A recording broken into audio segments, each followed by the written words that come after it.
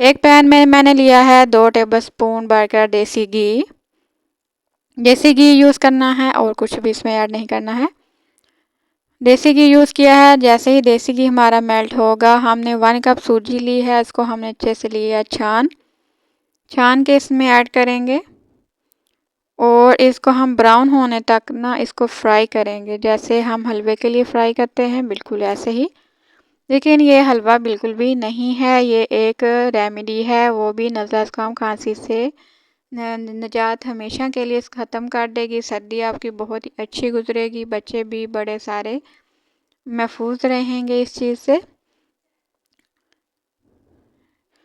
اگر چینل پر نئے ہیں تو پلیز سبسکرائب کر لیجیے تاکہ اسی طرح کی ویڈیو ہم آپ تک پہنچا سکیں. یہ دیکھیں اس کو میں نے کر لیا ہے براؤن. لائٹ سا اس کو ہم نے کلر دیا ہے، زیادہ براؤن نہیں کرنا ہے کیونکہ ہمیں آگے جا کے اس کو ہم نے بھی 2 سے 3 منٹ اور پکانا ہے، تو اس لیے ہم اگر زیادہ براؤن کر لیں گے تو مشکل ہو جائے گی.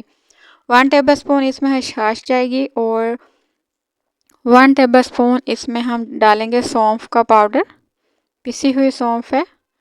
اور 1 ٹیبل سپون اس میں سونڈ کا پاؤڈر اس میں جائے گا اور 1 ٹیبل سپون ہی اس میں ملٹھی جائے گی، ملٹھی کا پاؤڈر.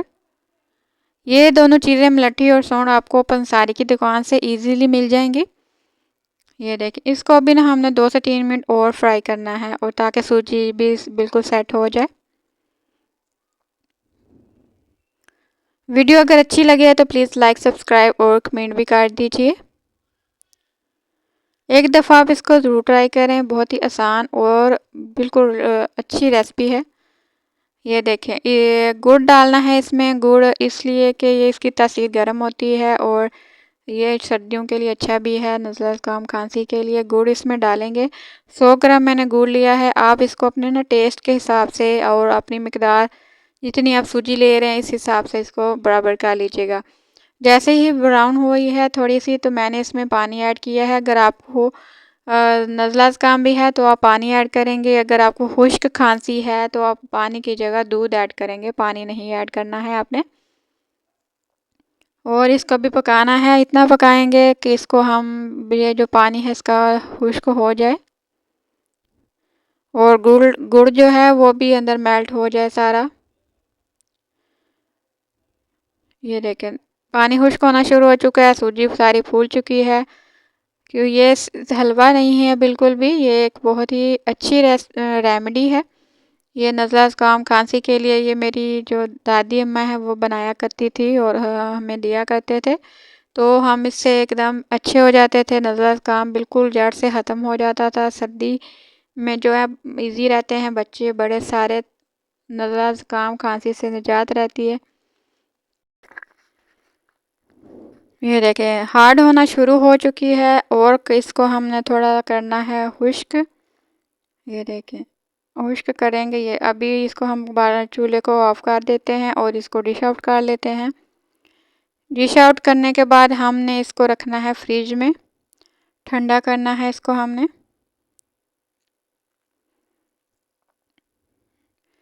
یہ دیکھیں سارا پھیلا لیں گے تاکہ ہم اس کی بعد میں ٹکڑیاں بنا سکیں. لیکن آپ نے جب بھی یہ فریج میں نے اس کو رکھا ہے یہ ہارڈ ہو گیا، اس کے بھی کٹنگ کر لیتے ہیں.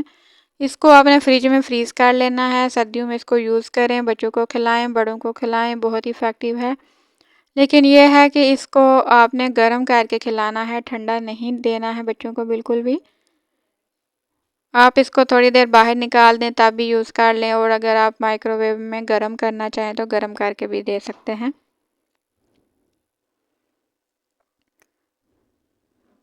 یہ دیکھیں اس کی کٹنگ کر لیں گے. جتنے پیسز آپ رکھنا چاہیں، بڑے ہیں تو بڑے رکھ لیں، چھوٹے بچے ہیں گھر میں تو چھوٹے پیسز اس کے کر لیں. بچے جو ہیں خوشی خوشی یہ کھا بھی لیں گے، ان کو پتہ بھی نہیں چلے گا کہ یہ ان کا علاج ہے. اور اس کے ٹیسٹ میں بھی بالکل بھی کوئی فرق نہیں ہے. یہ بالکل ایسی ہے جیسے آپ برفی جو ریسٹورنٹ سٹائل برفی ہوتی ہے، حلوائی جو ہر برفی بناتا ہے بالکل اسی طرح کی ہے. ذائقہ بھی بالکل اسی طرح کا ہے کیونکہ ہر چیز اس میں پک چکی ہے، اس لیے اس میں کلر میں کوئی فرق نہیں ہے نہ ہی ذائقے میں. تو آپ بچے فٹافٹ کھا لیں گے. ضرور ٹرائی کیجیے گا. دعاؤں میں یاد رکھیے گا. ریسپی اچھی لگے تو لائک کیجیے گا۔ اللہ حافظ۔